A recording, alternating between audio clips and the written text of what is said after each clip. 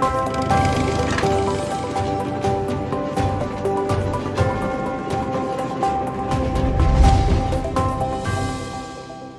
விபத்து ஏற்பட்டால் எப்படி எதிர்கொள்வது என்பது குறித்து தீத்தடுப்பு ஒத்திகை பயிற்சியினை செங்கல்பட்டு மாவட்ட ஆட்சியர் அருண்ராஜ் துவக்கி வைத்தார். செங்கல்பட்டு மாவட்ட ஆட்சியர் அலுவலக வளாகத்தில் தமிழ்நாடு தீயணைப்பு மீட்புப் பணிகள் துறையின் சார்பில் தீ விபத்து ஏற்பட்டால் எப்படி எதிர்கொள்வது என்பது குறித்து தீத்தடுப்பு ஒத்திகை பயிற்சியினை மாவட்ட ஆட்சித்தலைவர் அருண்ராஜ் துவக்கி வைத்து பார்வையிட்டார். மேலும் மாவட்ட ஆட்சியர் அலுவலக வளாகத்தில் தீத்தடுப்பிற்கான செயற்கருவிகள் கண்காட்சி அரங்கினை அலுவலர்கள் மற்றும் பொதுமக்கள் பலர் பார்வையிட்டனர். இந்த ஒத்திகை பயிற்சியில் அவசர காலங்களில் விரைவாக கயிறு மூலம் அடுக்குமாடி கட்டிடங்களுக்கு மேலே ஏறும் முறை, விபத்துக்குள்ளானவர்களை உயரமான கட்டிடத்தில் இருந்து சுலபமாக குறைவான நேரத்தில் ஏணி வழியாக மீட்டல் போன்ற பல்வேறு ஒத்திகைகள் செய்து காண்பிக்கப்பட்டன.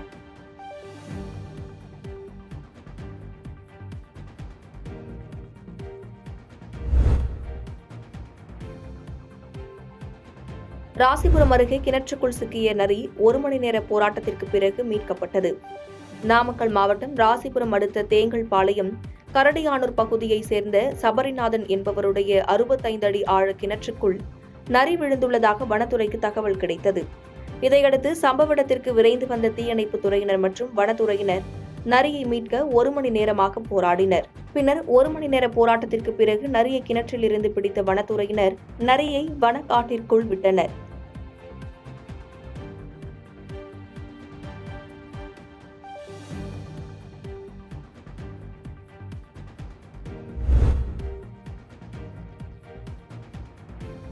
கோவில்பட்டியில் ரயில் நிலையத்தில் தமிழே தெரியாத ஊழியர்களை பணியமர்த்தியதை கண்டித்து கருத்துரிமை பாதுகாப்பு கூட்டமைப்பின் சார்பாக ஆர்ப்பாட்டம் நடைபெற்றது.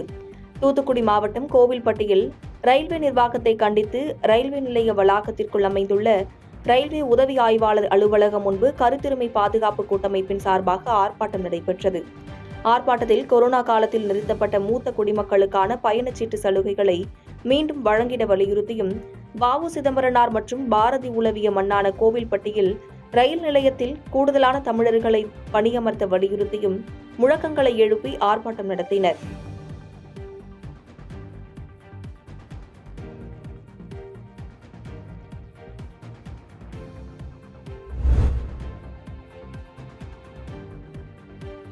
அருப்புக்கோட்டையில் நகராட்சி உயர்நிலைப் பள்ளியை மேல்நிலைப் பள்ளியாக தரம் உயர்த்த நடவடிக்கை மேற்கொள்ள வேண்டும் என நகர்மன்ற உறுப்பினர் கூட்டத்தில் வலியுறுத்தப்பட்டுள்ளது. விருதுநகர் மாவட்டம் அருப்புக்கோட்டை நகராட்சி அலுவலகத்தில் நகர்மன்ற உறுப்பினர்கள் கூட்டம் நகர்மன்ற தலைவர் சுந்தரலட்சுமி சிவபிரகாசம் தலைமையில் நடைபெற்றது. இந்த கூட்டத்தில் பேசிய நகர்மன்ற உறுப்பினர் ஜோதி ராமலிங்கம், நெசவாளர் காலனியில் நகராட்சி நடுநிலைப்பள்ளி செயல்பட்டு வருகிறது. இந்த பள்ளியில் ஏராளமான மாணவர்கள் படித்து வருவதால் இந்த பள்ளியை மேல்நிலைப் பள்ளியாக உயர்த்த நடவடிக்கை மேற்கொள்ள வேண்டும் என்றார். மேலும் 12ஆம் வகுப்பு வரை தமிழ் வழியில் படித்தால் மட்டுமே தமிழக அரசு வழங்கும் இடஒதுக்கீட்டை மாணவர்கள் பெற முடியும் சூழல் உள்ளது என்றும், எனவே நகராட்சி விரைந்து செயல்பட்டு மேல்நிலைப் பள்ளியாக உயர்த்த நடவடிக்கை மேற்கொள்ள வேண்டும் என பேசினார்.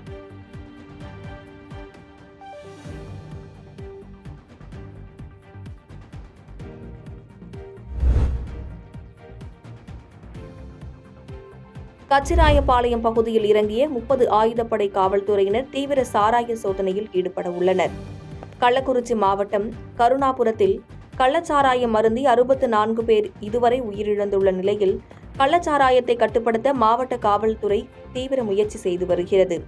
அதன்படி கச்சிராபாளையம் பகுதியில் தீவிர சாராய சோதனையில் ஈடுபடும் வகையில் தற்போது கள்ளக்குறிச்சி மாவட்ட ஆயுதப்படை காவல்துறையினர் 30 பேர் கச்சிராயபாளையம் காவல் நிலையத்திற்கு வருகை தந்துள்ளார்கள். அவர்கள் கச்சிராயபாளையம் பகுதியில் தங்கியிருந்து காவல் நிலைய எல்லைக்குட்பட்ட பகுதிகளில் தீவிர சாராய வேட்டையில் ஈடுபடுவார்கள் என தெரிகிறது.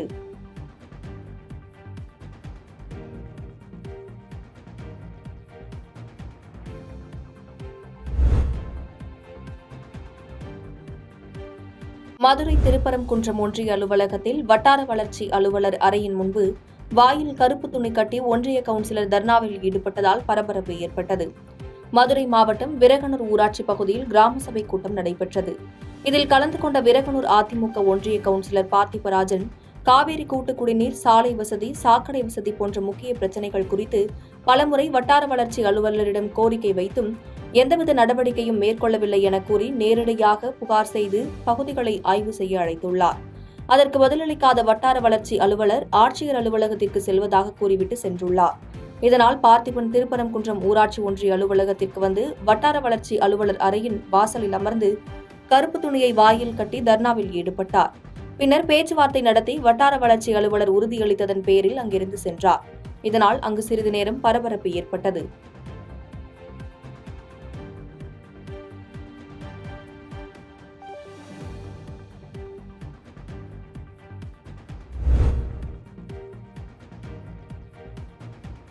புதுக்கோட்டையில் பல்வேறு அம்ச கோரிக்கைகளை வலியுறுத்தி தமிழ்நாடு தொடக்க கல்வி ஆசிரியர் இயக்கங்களின் கூட்டு நடவடிக்கை குழு சார்பில் ஆர்ப்பாட்டம் நடைபெற்றது.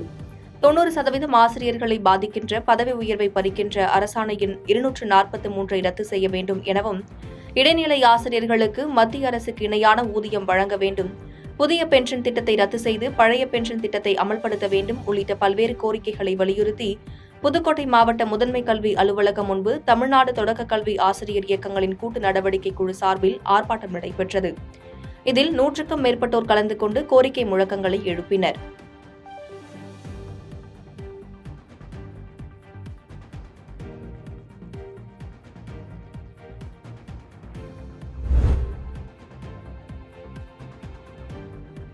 கிருஷ்ணராயபுரம் அருகே 100 நாள் பணிகள் வழங்க கோரியும் அடிப்படை வசதிகள் செய்து தர கோரியும் மார்க்சிஸ்ட் கம்யூனிஸ்ட் கட்சி சார்பில் ஊராட்சி மன்ற அலுவலகத்தை முற்றுகையிட்டு போராட்டம் நடைபெற்றது. கரூர் மாவட்டம் கிருஷ்ணராயபுரம் ஒன்றியம் சிந்தலவாடி ஊராட்சியில் அனைவருக்கும் 100 நாள் வேலை வழங்க கோரி மார்க்சிஸ்ட் கம்யூனிஸ்ட் கட்சி சார்பில் ஊராட்சி மன்ற அலுவலகத்தை முற்றுகையிட்டு போராட்டம் நடைபெற்றது. இதில் மார்க்சிஸ்ட் கம்யூனிஸ்ட் கட்சி விவசாய தொழிலாளர் சங்கத்தினர் மற்றும் 100 நாள் திட்ட பணியாளர்கள் கலந்து கொண்டு முழக்கங்கள் எழுப்பினர்.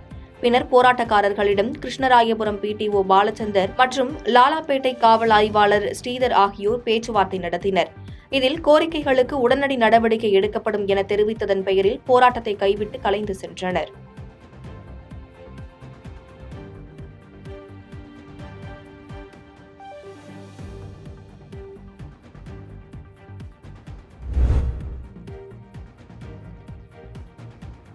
திண்டுக்கல்லில் அரசாணை 243 ரத்து செய்ய பொது மாறுதல் கலந்தாய்வை நடத்த கோரி 200க்கும் மேற்பட்ட ஆசிரியர்கள் மாவட்ட முதன்மை கல்வி அலுவலகம் முன்பாக கண்டன ஆர்ப்பாட்டம் நடத்தினர். திண்டுக்கல் மாவட்ட முதன்மை கல்வி அலுவலகம் முன்பாக தமிழ்நாடு தொடக்க கல்வி ஆசிரியர் இயக்கங்களின் கூட்டு நடவடிக்கை குழு சார்பாக ஆர்ப்பாட்டம் நடைபெற்றது. இதில் 90% தொடக்க கல்வி ஆசிரியர்களை பாதிக்கக்கூடிய மாநில முன்னுரிமையை வலியுறுத்தும் அரசாணை 243 ரத்து செய்து பொது மாறுதல் கலந்தாய்வை நடத்திட கோரியும், டிட்டோ ஜாக் பேரமைப்பின் பேச்சுவார்த்தையில் ஏற்றுக்கொண்ட 12 அம்ச கோரிக்கைகளுக்கான அரசாணையை வெளியிட கோரியும் 200க்கும் மேற்பட்ட ஆசிரியர்கள் கண்டன கோஷங்கள் எழுப்பி ஆர்ப்பாட்டம் நடத்தினர். மேலும் தமிழக அரசு கோரிக்கைகளை நிறைவேற்றாத நிலையில் தொடர் போராட்டம் நடைபெறும் எனவும் தெரிவித்துள்ளனர்.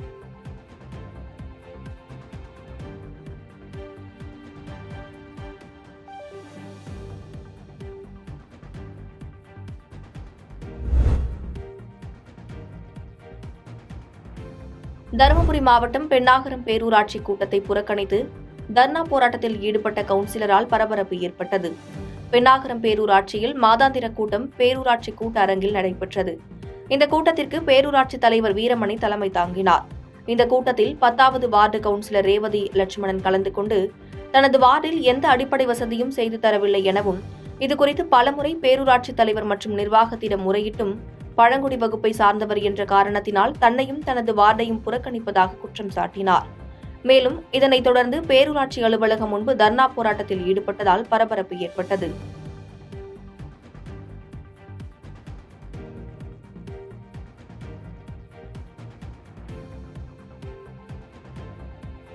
பாதகம் செய்பவரை கண்டால் நாம் பயங்கொள்ளலாகாது பாப்பா, மோதி மிதித்து விடு பாப்பா, அவர் முகத்தில் உமிழ்ந்து விடு பாப்பா.